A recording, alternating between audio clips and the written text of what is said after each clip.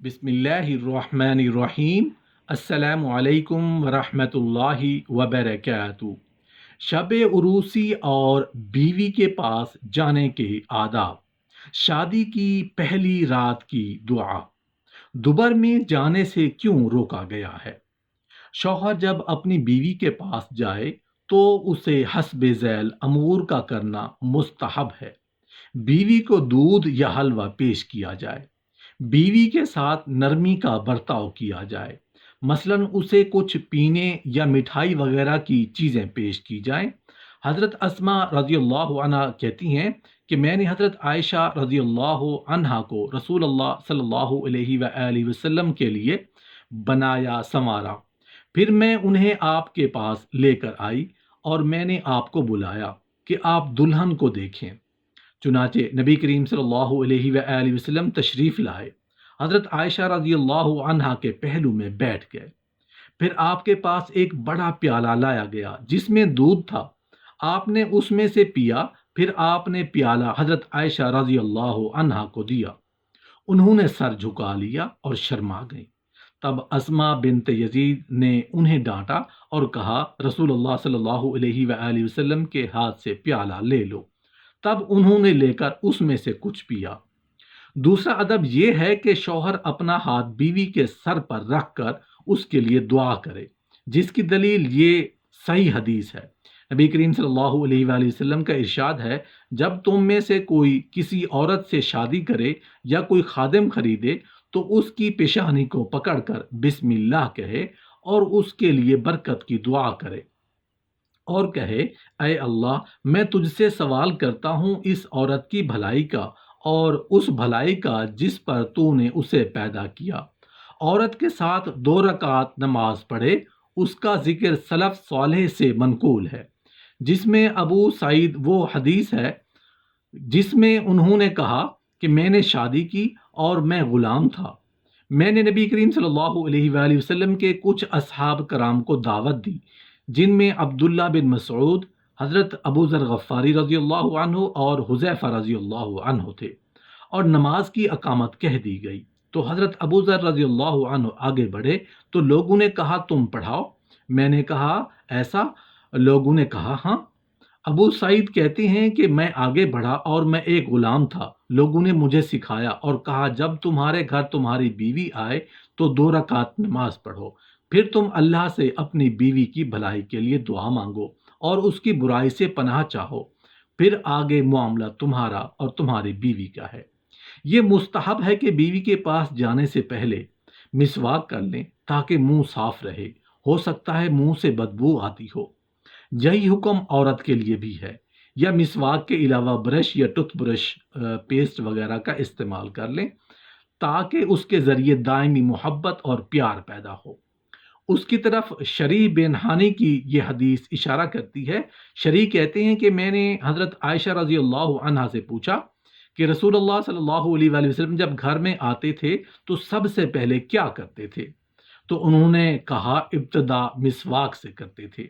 جب آدمی اپنی بیوی کے پاس آئے تو یہ دعا پڑھے، بسم اللہ اللہم جنبنا الشیطان وجنب الشیطان ما رزقتنا، اللہ کے نام کے ساتھ، اے اللہ ہمیں شیطان سے محفوظ فرما اور جو تو ہمیں رزق یعنی اولاد دے اس کو بھی شیطان سے بچا۔ اس دعا کا بڑا فائدہ ہے، جیسا کہ رسول اللہ صلی اللہ علیہ وآلہ وسلم نے اس حدیث کے آخر میں فرمایا، اگر اللہ نے میاں بیوی کے درمیان کسی اولاد کا فیصلہ کیا تو شیطان اسے کبھی نقصان نہیں پہنچا سکتا۔ شوہر کو حق ہے کہ اپنی بیوی سے صرف اس کی شرمگاہ میں صحبت کرے، خواہ کسی طرح سے کرے۔ اس پر مسلم کی وہ حدیث دلالت کرتی ہے جسے مسلم نے اپنی صحیح میں روایت کی ہے۔ حضرت جابر رضی اللہ عنہ فرماتے ہیں کہ یہودی کیا کرتے تھے کہ جب آدمی اپنی بیوی کے سامنے حصے میں اس کے پچھلے حصے کی طرف سے آئے تو بچہ احول یعنی آنکھ کا ٹیڑھا پیدا ہوتا ہے۔ تب یہ آیت نازل ہوئی کہ تمہاری عورتیں تمہاری کھیتی ہیں، تم اپنی کھیتی میں جہاں سے چاہو آؤ۔ امام زہری نے ایک روایت میں کہا، اگر چاہو تو چہرے کے بل اوندھا کر کے یا ان کے بغیر، لیکن ہو اس مخصوص سوراخ میں۔ اور ترمذی کی ایک روایت میں ہے کہ ابن عباس رضی اللہ عنہ نے فرمایا کہ سامنے سے کرو یا پیچھے سے، لیکن دوبر سے بچو اور حالت حیض سے۔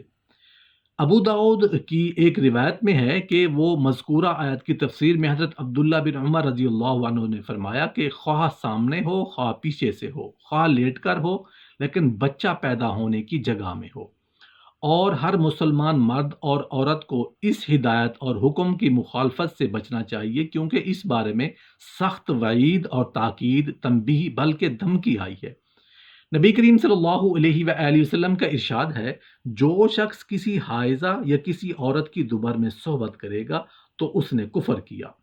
اور عبداللہ بن عباس رضی اللہ عنہ سے اس آدمی کے بارے میں پوچھا گیا جو اپنی بیوی کے پچھلے مقام میں جمع کرتا ہے، تو آپ نے فرمایا یہ کفر ہے۔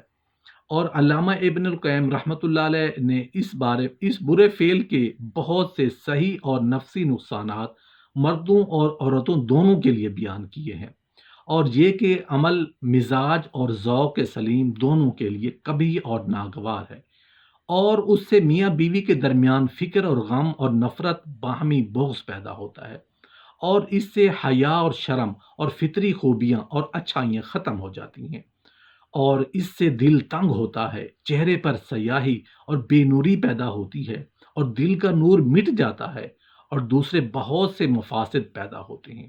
اور مستحب یہ ہے کہ آدمی بیوی سے جماع سے پہلے لطف و پیار کی باتیں کر لے۔ اور اسی لیے بخاری کی ایک روایت میں ہے کہ جابر بن عبداللہ نے جب شادی کی تو نبی کریم صلی اللہ علیہ وآلہ وسلم نے ان سے پوچھا کہ بیوی کنواری ہے یا سیبہ؟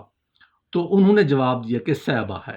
تو آپ نے فرمایا تمہیں کیا ہو گیا؟ کنواری ہوتی اس کو چومتے اور چوستے، اور ایسا ہی ہنسی کھیل اور بوسہ لینے کے وقت ہوا کرتا ہے۔ اس کی طرف حافظ بن حجر نے فتح الباری میں اور قرطبی نے بھی ایسا ہی لکھا ہے، جب مرد اپنی حاجت پوری کر لے تو اٹھ کر الگ نہ ہو جائے جب تک کہ بیوی کا ارمان بھی نہ پورا ہو جائے۔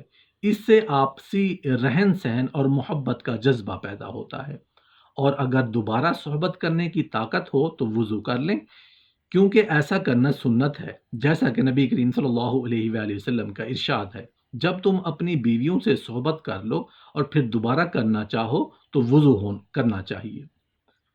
اور شیخ البانی نے اپنی کتاب آداب الزفاف میں مزید لکھا ہے کہ وضو کرنا دوبارہ صحبت کرنے کے لیے زیادہ نشاط کا باعث ہے۔ جب حیض کے ایام ختم ہو جائیں تو عورت کو چاہیے کہ اپنے خون کی جگہ مشک ملا ہوا کپڑا رکھ لے، تاکہ خون کی مکروہ بدبو ختم ہو جائے۔